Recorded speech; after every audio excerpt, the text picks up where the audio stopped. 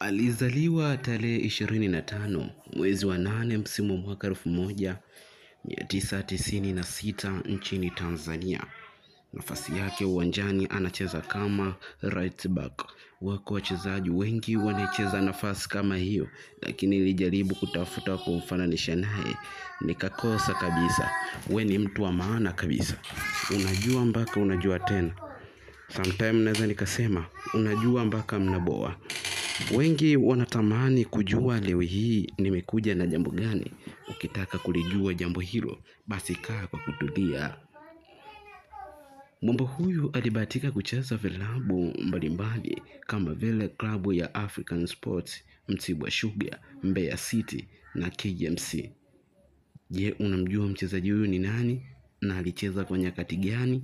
Basi usijali. Msimu wa mwaka 2014 hadi msimu wa mwaka 2016 alibahatika kujiunga na klabu ya African Sport, na katika klabu hiyo alicheza kwa misimu kadhaa tu na baadaye kutimukia katika klabu ya Mtibwa Sugar yenye makazi yake huko mkoani Morogoro msimu wa mwaka 2016 hadi msimu wa mwaka 2020.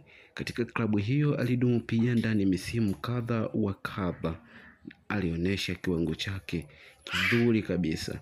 Baada ya ubora wa kuvutia na klabu hiyo, timu mbalimbali zilitaka kuinasa saini yake na hatimaye akajiunga na klabu ya Mbeya City yenye makazi yake huko Green City Mbeya. Kuanzia msimu mwaka 2020 mpaka 2023 alionekana kuwa ni mchezaji ambaye anafanya vizuri katika ligi hiyo kabisa. Lakini pia msimu mwaka 2023 hadi hivi sasa msimu mwaka 2025 mwamba huyu amebahatika kujiunga na klabu ya KMC yenye makazi yake jijini Dar es Salaam, Mwenge, Dar es Salaam. Kila lenye mwanzo alikosi kuwa na mwisho. Langu jina ni Razak Mkuruma. Hii ni Simulizi Dhahiri TV. Usisahau kulike, kushare, kucomment na kusubscribe ili kuwa wa kwanza kujipatia nakala mbalimbali za wachezaji, lakini pia na vilabu mbalimbali.